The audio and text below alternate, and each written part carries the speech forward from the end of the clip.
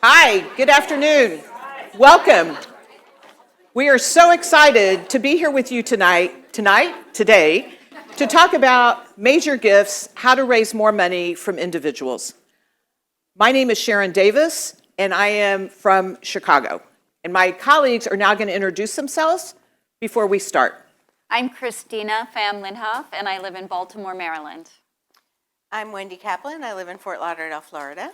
I'm Lili Rossi. I'm in Burbank, California.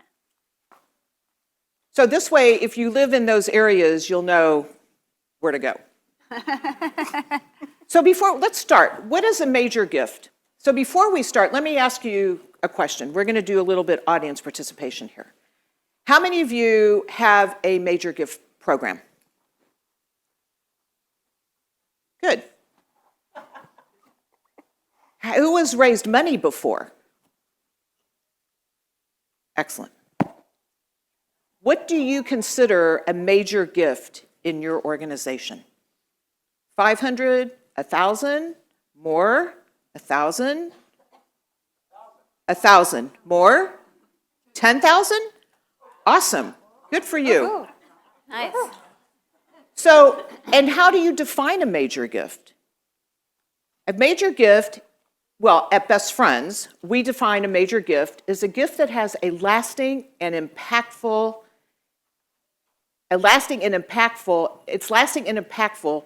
to encourage. I am totally off my game. We got you. It helps the animals a lot. Really. A major gift is what we consider is a lasting and significant impact on improving the well-being and quality of life for the animals. Same? Similar? Okay. So who is a fundraiser? Every single person in this room is a fundraiser. And this is my dog, Mandy. Everybody in this room is a fundraiser. Why and who? The person who answers the phone, the person who greets everybody when they come in, the volunteers, the animal care staff, everybody. Why? Because they are the face of your organization. How friendly are they? How welcoming do they make you feel? How gracious are they when people are leaving and coming? If someone makes a gift or drops something off, how engaging are they? They are the face of your organization. So every single person who works in your building or volunteers in your building is a fundraiser. Does that make sense? Yes? Perfect. So today what we're going to do is we are going to share with you, my colleagues are going to share with you the 4 steps of major gift fundraising. And no matter how you define a major gift, these are the steps that you will take. It will be qualifying, which means, is this person capable of raising money? Cultivating, building relationships, being a friend, the most important, asking, because if you don't ask, what? You don't get, right? And then even more important than the asking is the thank yous. You can never, ever, ever say thank you enough. So I'm now going to hand over to Christina, who's going to talk to you about qualifying.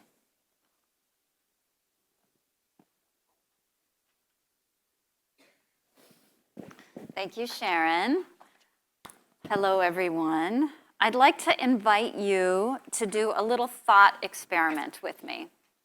Imagine that it's 1 year from today, so August of 2024, and last week you just opened an envelope with a check inside of it for $25,000 from a brand new major donor.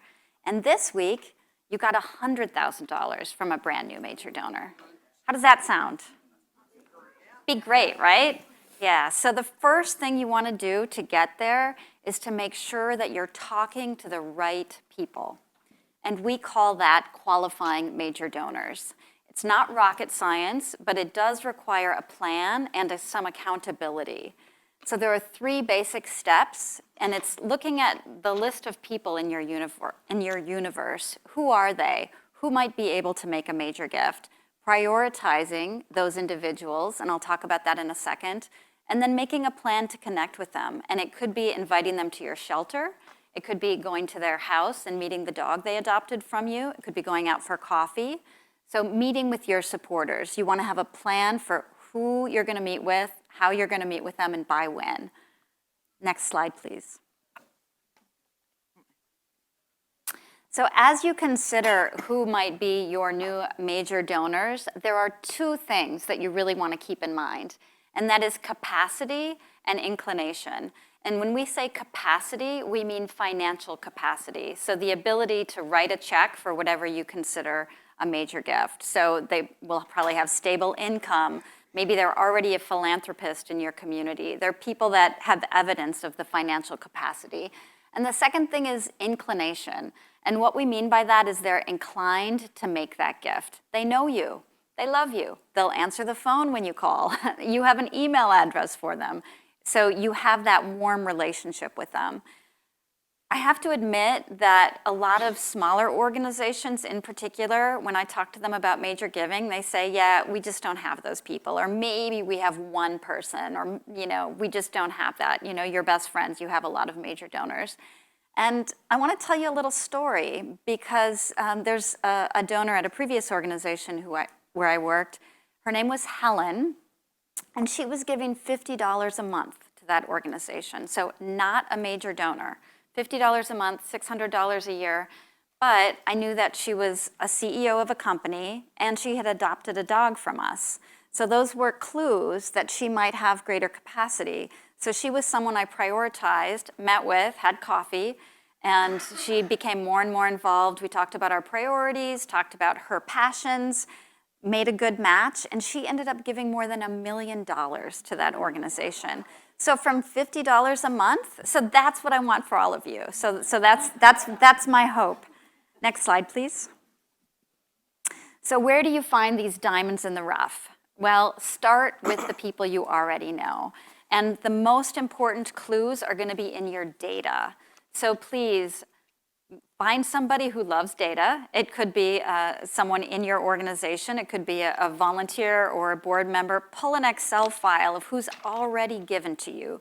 Start with people you already know and let the data tell you a story. Let the data lead the way. How many gifts have they made? How big were the gifts? How recent is their giving? And let me tell you another story about how the data led me to a donor named Diana. And Diana was someone who 5 years before I came to this organization, she had given $100,000 and then had just kind of fallen by the wayside. Nobody really had a relationship with her. And so I was like, ooh, that looks promising. Called her up. Sure enough, she was eager to meet. She ended up giving several more gifts of $100,000. And if I hadn't spent the time going through that data, I wouldn't have found her. So please spend some time with the data. A little bit of audience participation next. I'm going to ask you if you think this would be a good person to reach out to. So raise your hand if yes. There's a donor named Angela. She's giving your organization $100 a month. She's a volunteer, and her family's name is on a hospital in a neighboring community. Would you reach out to her? Yes, very good. Okay, you get it. So yes. Okay, now this one is a little bit of a trick question, and it comes from actual experience.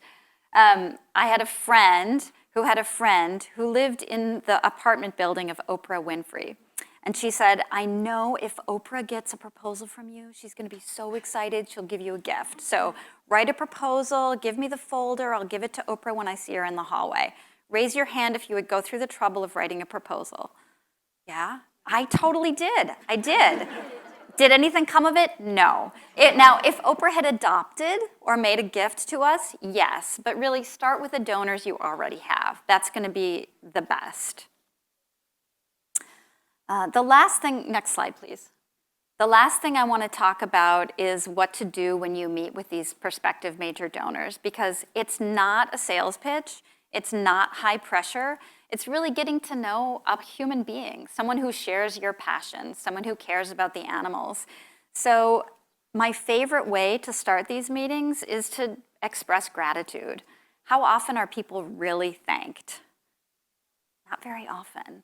And when you thank someone deeply and from your heart, they often open up, and it's whether they become a major donor or not, they feel appreciated, and they should be appreciated because they're helping you with your work to save the animals. So expressing gratitude often leads people to say, oh, well, you know, I just got an inheritance, and so I made that big gift, and that's it. Or I have to give tax, for tax purposes, I have to give year after year.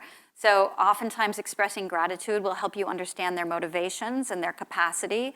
And obviously, you want to have some questions. So a good question would be what motivates you, what inspires you to be so generous with the animals, find out about their family, where they go on vacation. Maybe they go to Italy every year in a private jet. Well, that's a clue. So, you know, get to know people, and you'll find some wonderful folks out there who really do want to support you. So let's imagine you found a few folks who you think are major gift prospects. You're ready to do the next thing. Wendy Kaplan is going to tell you what to do. Thanks, Christina. After you've identified the prospects that you think are capable of making major gifts, the next step in the relationship, which is often the longest step in the relationship, is either relationship building, or you may also hear it called cultivation. And this is the part where you are really trying to match your donor's passion and the world they want to see with your mission and the work you are doing. You're going to try to get to know them, learn more about what motivates them, learn more about who they are, establish a rapport, and set your organization up as the one that is trustworthy and the one that can get this done. What you're really hoping for is for them to join you in the impact that they can make. So I have a supporter I worked with for many years, and when I first started working with her, she would always say things to me like, what are you going to do about the feral cats? What's happening with all these dogs in the shelters? But everything was always phrased with you. And over the years, we built a relationship. She came to our multiple ones of our facilities. She's met with lots of people. And one day, all of that shifted. And it shifted with one word. We were talking, and she looked at me. She said, how are we going to help these community cats? And that shift from you to we was the game changer. Everything shifted from there and led to her making the largest gift she ever made to any organization. That may take a while. That probably took a few years with her. You're not in a hurry to get where you're going. You're building a partnership and looking to marry or matchmake the person with the impact. You really want to get to the point where your achievement is their achievement, and you share in that. Next slide, please. Sorry, I need to cheat or have the security blanket. I'm not sure which it is. While you're going through this process of cultivating and building the relationship, your donor is also going through some stages in their own mind. They're getting to know you, they're learning about you, they're asking questions and learning the answers of, what is it this organization is doing? Are they solving a problem that is truly a problem? Do I agree with how they're looking to solve it? And do I think they're really making an impact? So they may not ask those questions outright, but that's sort of the process going through their head. Once they understand that, yeah, this is the organization that I feel like is doing the right thing, now they want to know, is this the organization I trust enough to be a partner with? They're looking at things like, do I trust the leadership? Do people who work there have real knowledge and real passion? Or are they just doing the work? And that means everyone, whether it's your CEO, your receptionist, your kennel worker, that passion is contagious. And if you're looking for someone to invest in your organization, they're investing in every aspect of that organization and every person in it. So that is really important. Once they've realized, like, okay, this is the place, these are the people, now they want to see, am I a fit, and is being engaged with this organization really the right thing for me? And they're looking at questions like, Is this meaningful, and am I a part of it being meaningful? Am I treated well here? Do other people like me get involved here? Do I fit? And am I proud of my involvement here? So imagine you have this great big donor wall where you recognize all of your $1 million gifts. Are they going to be proud to have their name on it and have the entire community see it? Because if they're going to enter this relationship with you, they have to feel really good about that. Next slide. While your donors are going through that process in their minds and you're getting to know them and learning more, there are a few key characteristics that are going to make you a better fundraiser. Whether you're a full-time fundraiser or whether you have 7 other things that you take care of, which is, I see a lot of nods, so I'm guessing most of you fall into that category. And there are a few things that really matter here. And one of them, and Christina mentioned this earlier as well, is curiosity. Do you truly enjoy getting to know people and finding out what motivates them and engaging them? Or are you going through the motions because you know they can write you a check? That's going to come through. So unless you're truly interested, they're going to feel that difference. For me, if someone asks me what I do and they don't know what fundraising is, I never say, oh, I ask people for money. I say, first of all, that's just not what anyone wants to hear, but it's not truly what I think I do. I say, I connect people with an organization that can make their passion happen. And that is really fun. And having them be a part of making that impact is just really empowering for them and empowering for me and empowering for everybody. And I truly, truly enjoy that part. The next 2 characteristics feel a little bit like they're mutually exclusive, but they actually do work in tandem. So even though you're going to look at them and say, you have to trust me on this one, even though you just met me 40 seconds ago, but I built your trust already on the other slide. So one of the things you need to look at is being persistent. Now, I hate to tell you, but everyone who gives to your organization who is a potential donor is not thinking about you 24/7. It's your job to remind them and to remind them on things that are important, whether it's sending reports or updates or photos of the cutest puppy that just got adopted, or a cute video of some kittens that you just saved. Whatever it is, you want to make sure that you are staying in front of them in a way that is respectful. You don't want to stalk them like, here's a kid, here's a puppy, here's a bird, here's a this, here's that. But you have to remain persistent in making sure they're thinking about you. And you can't be shy about that at all. You can't, I've had times where I'm like, oh, I haven't heard from so-and-so in a couple weeks, maybe I shouldn't reach out.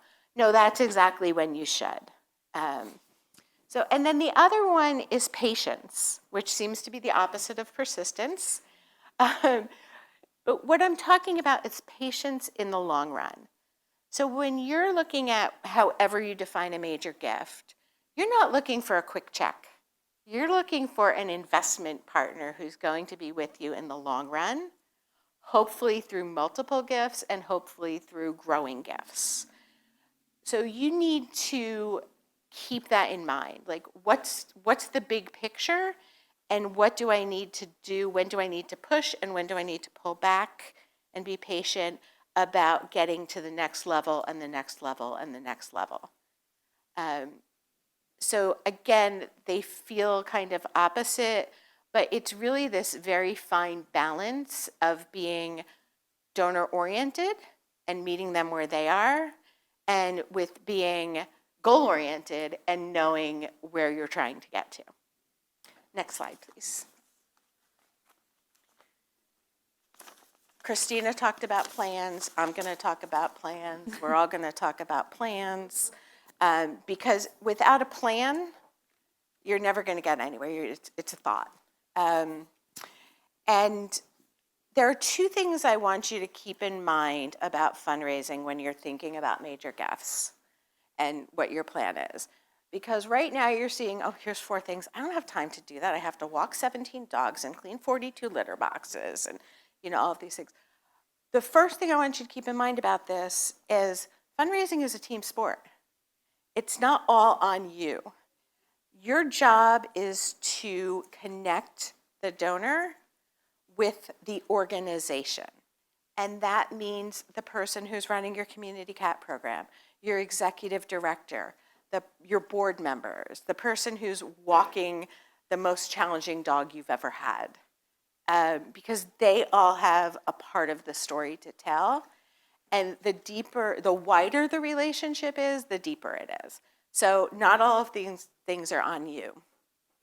And the other piece I want you to keep in mind is fundraising is a contact sport. So there are some things you can do via email, you can send videos, you can send letters. There are going to be times where you've got to get in front of the person eyeball to eyeball and see them, and pardon me for sounding all woo-woo, but you've got to feel that vibe. Like that's a big part of it. As much as we're making this sound like it's a science, it is also equal part art. So these are just a couple examples of things you can do. Maybe at the beginning of the year, you have a board member call your top 10 folks and say thank you for helping us through this last year that was challenging. Maybe you offer a tour, and along that tour, you introduce them to other people. Not just like, here's our kennel, okay, here's the door, bye, see you. But you involve other people, you get feedback, you really pay attention to where they're being inspired and motivated. You send them updates. Again, could be a report, could be a data sheet, could be a picture of a cute animal that you had something to do with. Make sure you're mixing it up so that whatever motivates them, even if you haven't learned it yet, you're hitting on it somewhere along the way. And then one of my favorites, and I think a lot of organizations do this, is a holiday card. Doesn't have to be anything fancy, doesn't have to be a long handwritten note. It could be signed with a paw print. But just, this is a time where we're thinking about those who are special to us, and we want them to know it. So you want to include them in those types of things. So if you're doing all of these things, what you're really doing is planting the seed and tending to your garden and all the analogies you want to do with that to move to the next phase, which Lili is going to talk about. Thank you.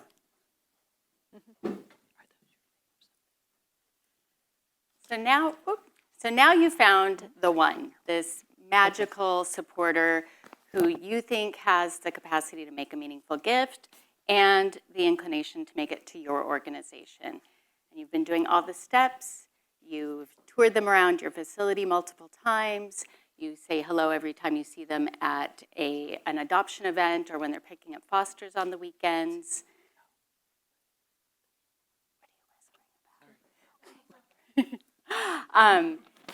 You've been paying attention to them and all of their details. You know what's going on in their world, and you think that this is the right time to pop the question. So you want to identify the right person for the job, and it could be you. It might be a board member. It might be one of your head volunteers. It might be a fellow donor who you want to have them tell their story of why they gave. And then once you've identified the right person, you want to prepare your materials. And this is key because you want to have something for them to take away. So pay attention and make this really personal. Use this as an opportunity to let them know you've been paying attention to them and you know what they like. So are they interested in cats? Are they interested in dogs? Are they interested in both? Are they more of a data person? Do they want more of a heartwarming story? I would have several of these because everybody responds differently, and some people have multiple ways that are interesting to them. So including data describing tangible impacts of your organization, how many animals have been fed or adopted or vaccinated in the last 6 months or a year.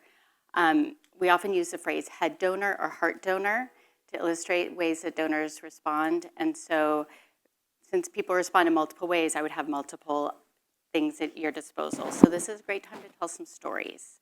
So talk about the dog who is in your shelter for the last 100 days who just got adopted. Or talk about the reunited animals after the 4th of July who were microchipped last year. Talk about those bottle feeders and the volunteer staff who come in on their days off when you're short-staffed to make sure that those animals are fed in the middle of the night. Talk about the people who come in after a 40-hour work week to come walk dogs because they know that that's important in your community and your kennels are really full. Talk about all the various stories that come through, including like the puppies from breeders and hoarders who need socialization and medical attention before they can be adopted. Talk about all the ways that your shelter, your organization is making an impact in the community and let them be part of that as well. So here's an example of a head story. I work with a donor and she's really interested in transport throughout California, and we have a lot of animals in California who need a home. So whenever I talk to her, I always pull the data in California and then the data specifically related to transports, and that's what she's interested in. So we include her in the story and make her part of that narrative. And then in terms of a heart story, I work with another donor who recently had a mama give birth to 7 kittens in her backyard, and she's been working with her local shelter to find homes for them. She had to trap them, spay them, neuter, vaccinate, all of that. But as she's been working with the shelter, she's gotten to see the inner workings, and that's connected her even farther. And so as she's putting those stories on her social media about these cats, these 5 kittens that need homes, she's been sharing the pictures. And I said 5, not 7, because she fell in love with 2 of them and adopted them along with Mama Cat. So there are some great stories that you can tell about the work that you're doing and connect people in the ways that are meaningful for them. And then next, you're going to look for your moment. And that could come really organically after a tour when they say, this is amazing. How can I be part of this? But more likely, it's going to come when you have to pick up the phone and make that face-to-face phone call, or the phone call asking for a face-to-face meeting. Next slide, you got me. And then next is making the ask as another opportunity to solidify that we. And Wendy talked about the we, turning it from you to, or from me to we, and Julie talked about it this morning. But that is such an important part of this. So when you've gotten to that, let's make this a we conversation, think about the ask as an opportunity to empower them to be part of your organization, to be the hero of the story. That's really what we're doing, is we're including them in that ask. We're saying, this is how you can be part of it. When people say, what more can I do? We're saying, this is something that you can do. And they're asking for it because they've been coming to your shelter, they've been adopting, they've been fostering, they've been connecting with you in so many different ways. This is just bringing it to the next logical step. So I think, Wendy, you said that I'm not going to try to repeat what you said you do for a living because it was beautifully said. I always say that I'm a storyteller. So I always say that I tell the stories of what we're doing and including people in that. So if I was making an ask, I would probably say something like, you have been such an integral part of our organization. You have done so much to help the animals. You've been fostering. You've been sharing our stories. You've been such a loyal donor. And as we're looking to expand our program and continue what we're doing, we would like for you to consider a gift. And that's where we drop in the $1 million. But at that point, after you've made that ask, after you've been sitting face to face and having that conversation, make the ask and watch their body language. Are they nodding? Are they leaning forward? And if they are, great, you're in sync. And if they're not, come up with those stories in your back pocket. Tell some different stories. Find that different connection point. And you have so many stories to tell because all day, every day, there are a million stories coming out of your organization. There's always cats and dogs and people to tell stories about. So share those stories and find the one that resonates. And then after you do make that ask, though, I know it's really tempting to say more or to be apologetic, but don't. Sit back. Sit on your hands if you have to. Just sit back and listen. And they're going to have questions, and you're going to want to be prepared with the answers to those questions. And then if they say yes, amazing, great, you celebrate. And then you ask if maybe you can use their story to inspire others. If they say, maybe I need to think about it, I need to talk to my financial advisor, I need to talk to my spouse, I need to talk to my children, whoever they need to talk to, that's great. That's why you have those takeaways. So they have something to walk back with. And at this point, you don't want to leave it like a little word bubble out in the sky. You want to say, great, can I follow up with you next Friday? And make an appointment to follow up with them. And if they say no, you've gotten this far in the relationship, it's unlikely that it's a flat out no. So find out if it's a timing issue. Find out if it's, maybe the amount that you had in mind is different from the amount that they had in mind. Keep that conversation going, because there's probably more to it. It's probably not going to be a big no, because they're here. They showed up for this meeting. And then, let's see. Next slide, please. Thank you. And then just as we said at the beginning that everybody's a fundraiser, everybody can be a thinker. Everybody can make that thank you. So at Best Friends, every first-time gift receives a phone call from one of our founders, and that is another way to deepen that connection. So in your organization, it could come from a board member or maybe the person at the front desk, who always answers their phones and knows everybody's name. Make sure that that thank you happens within the first 48 hours if you can. According to GuideStar, donors who are thanked within 48 hours are 4 times more likely to give again. So that's a nice stat you can take back with you. And then think about creative ways to say thank you and multiple ways to say thank you. So for example, you could have your tax letter go out with a handwritten note by the person who, the solicitor, the person who made the ask. And then a week later, a board member can pick up the phone and say thank you. And then maybe another few days later, whoever's in charge of volunteers or someone on staff can send an email with maybe a picture that says, because of you, these animals were adopted this weekend. So you have multiple ways to do it, but the key also is to not only hold somebody accountable, assign these tasks, but document them. What happened? How did you thank them? What was the date? So you can always go back. And back to Christina's point, as you're logging all of that data on your spreadsheet, you want to have those data points so you know when they made the gift, when those thank yous happened, so that nothing falls through the cracks. Because essentially you're paving the way for the next gift, and that cultivation cycle continues. Back to you. Thank you.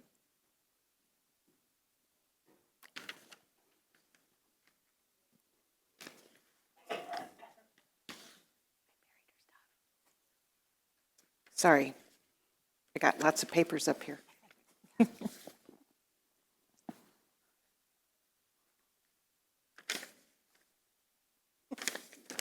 Okay, I'm ready now.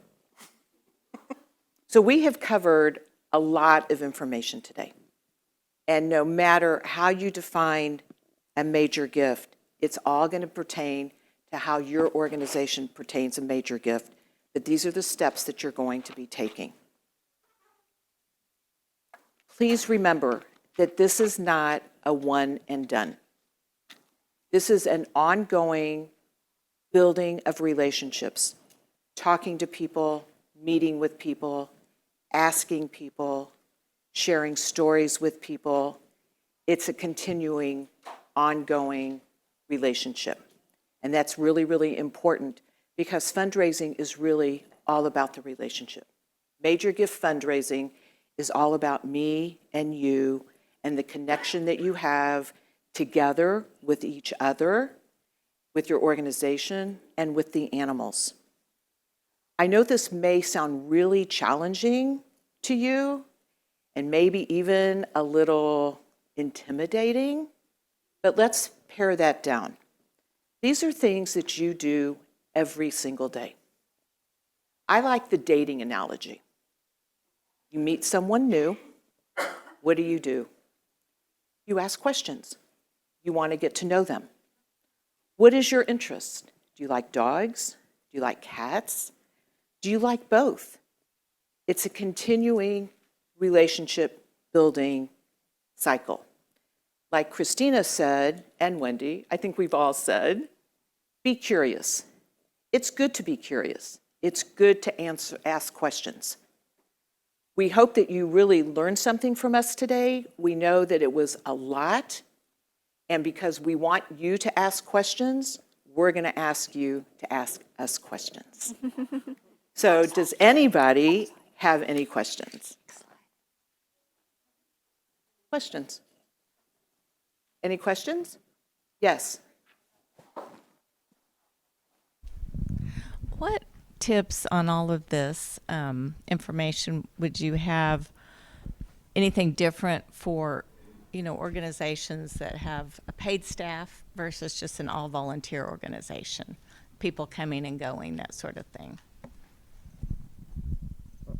Yes and yes. Okay, the basic is building a relationship. The basic is looking at the people who come in your door, who have given you money. How do you handle that? Do you call them? Do you say thank you? Do you take them to lunch? Are they volunteering? It's the same. Obviously, if you have paid staff, you're a much larger organization. You have other, maybe your building is bigger, you have more animals, but it's all the same. Raising money is a relationship. It's talking, me and you, about what you have in common, about the passion you share for the animals, about the love you have for saving them. It doesn't matter. It's the same. Say something? Yes. Yeah, I would just add that it might be more challenging to have accountability if it's an all-volunteer organization. And so if there's some way to build that in, whether it's one person who's in charge of making sure that certain metrics are hit or something like that, be really helpful. And for example, I do that with some local nonprofits, and I kind of cheerlead and guide them, and then they're doing the actual fundraising. And also, I think keep in mind that if you are an all-volunteer organization, every single person there as a volunteer has a pretty significant level of credibility because they too are doing this out of their love. Not that most people are doing animal welfare for the money. But yeah, exactly. Yeah. But there's a credibility there. They're volunteering their time, so they have a certain different ability to say, I give my time, can you give your money? Obviously not that directly, but there is a benefit there as well. You have a question? Hi. Hi there. Hi. Can you provide any benchmarks for our industry, for our space, for a healthy organization? What percentage of their budget we would expect to see coming from either donations or major donations? Or what percentage of donations would be major donations? And any benchmark like that? Ask What? It's a hard question to answer. How you define a major gift, okay, let's say you define a major gift as $5,000. I don't know the size of your organization. It's going to be different, obviously, the size of your staff and everything, your budget and everything else. I really don't know how to answer that, to be completely honest with you. I really don't know how to give you a percentage on that. All I can say is that if you have and help me out here, guys, if you have, if your goal is to raise, you have a budget of $100,000, right? You want to be able to cover your expenses. That's the goal, is that you come in the black, whether you make money or not, but to come into the black. Right, and so you're going to have to figure out what is that going to take for you to do that. And if you have a $5,000 as a barometer for a major gift, that's terrific. And how else are you going to raise money, right? Whether it's through events and everything else, and everybody annual donations, but a major gift, and that is, you're just going to have to figure out what that percentage is. We like to, I don't even know what our basic percentage is. Do you? We raise 100% of what we spend. That's what I was going to say. We raise 100% of what we spend. So, but we're big. Well, and if you have government contracts or anything like that that pay a certain amount or voucher, Right. Anything that adds to that, that will shift that. If, I don't know, anybody that operates on their adoption fees, I'm making these things up. Right, right. And it's all so relative that it's really hard with a smaller rescue or shelter, it's hard to figure that out. You want to raise enough money to cover your expenses. Sign first, I'll come back to you, I promise. You're getting your steps in, Mary. Hi, I'm Hi. Achla. I'm from India. I've traveled all the way to be here with y'all. I run a charity in India for homeless puppies. My question is, what softwares do y'all use in terms of donor management? Is there anything particular or?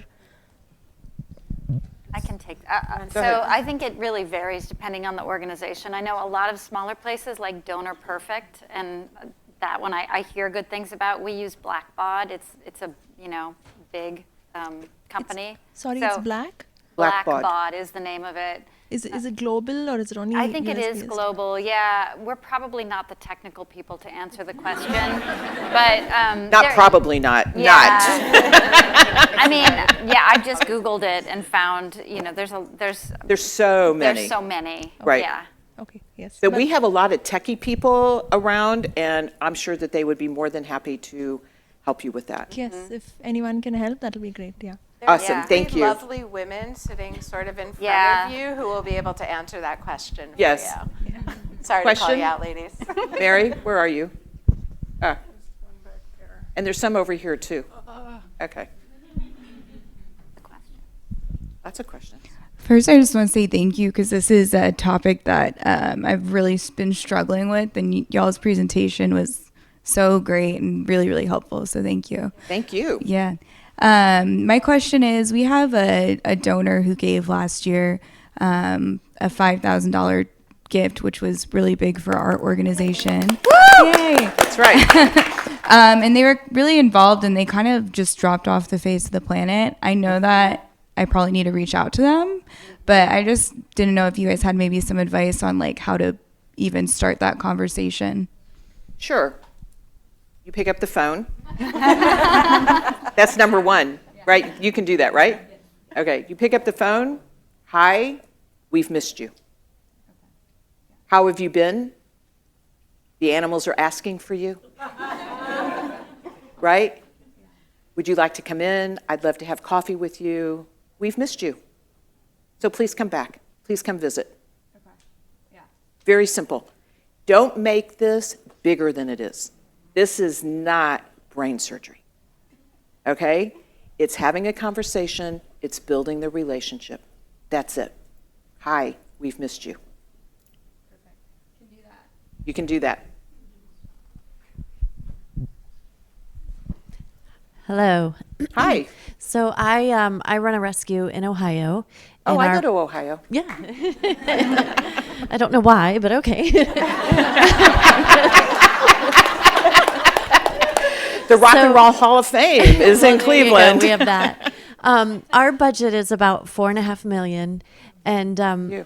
so it's a struggle. And I try to make that in several different areas through revenue streams, donating, all kind of. We have a spay and neuter clinic as well, so we offer services to the public as a revenue stream. But I have a best friend. My very best friend is a multi-millionaire. Yeah. He's been very successful entrepreneur. I mean, we've held each other's hair, we're best friends, but he's not a big donor of ours. Right. Just very, little bits here and there.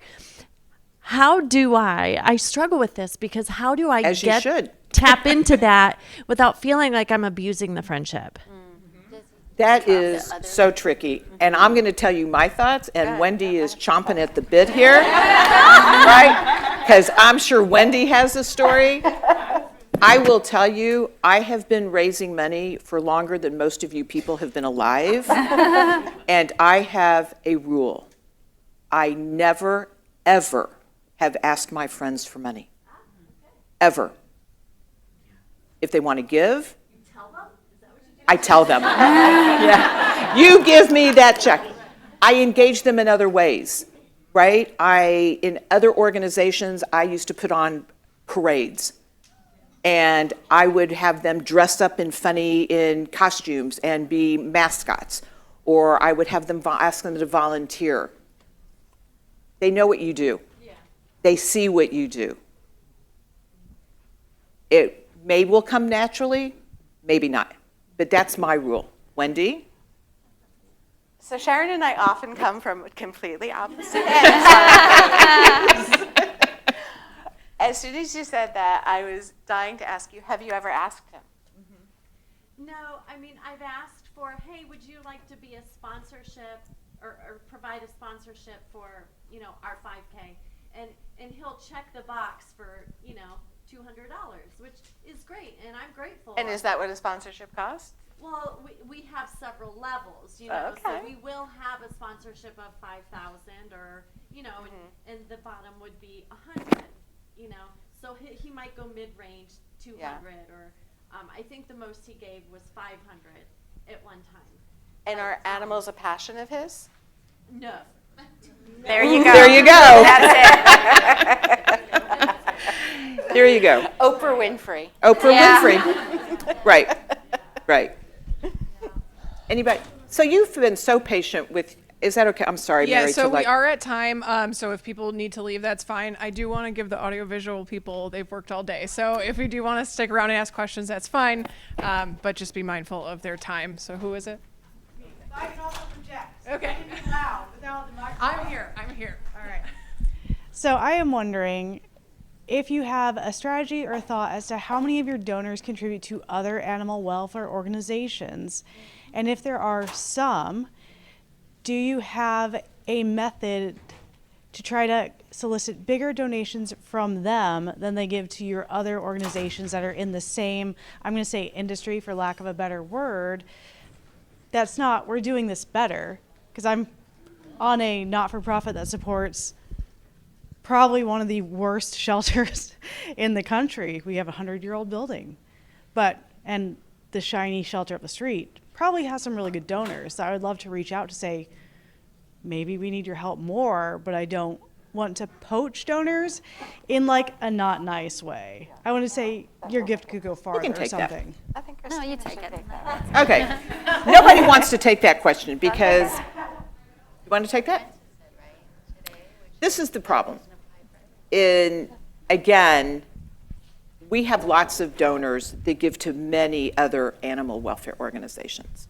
They give to us, they give to their local rescues, they give to other national animal rescues. We are grateful for that. And we do our best to show what we do as leaders in the industry and our mission to get to no kill. And all you can do is share your story. My advice is you never want to say we need it more, because that's subjective and relative.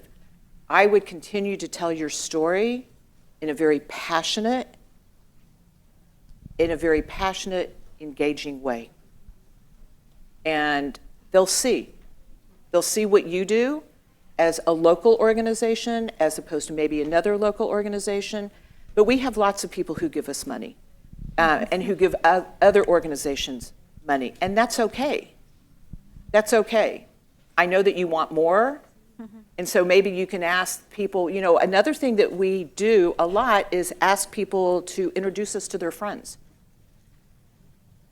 And how could you have friends that we can introduce us to, and maybe do like a little something and have a tour and have people come through to show what you do.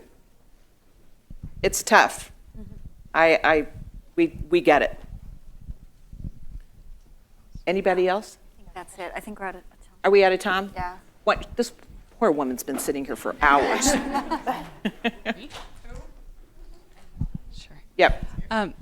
So I'm an architect that works with, creating new shelters.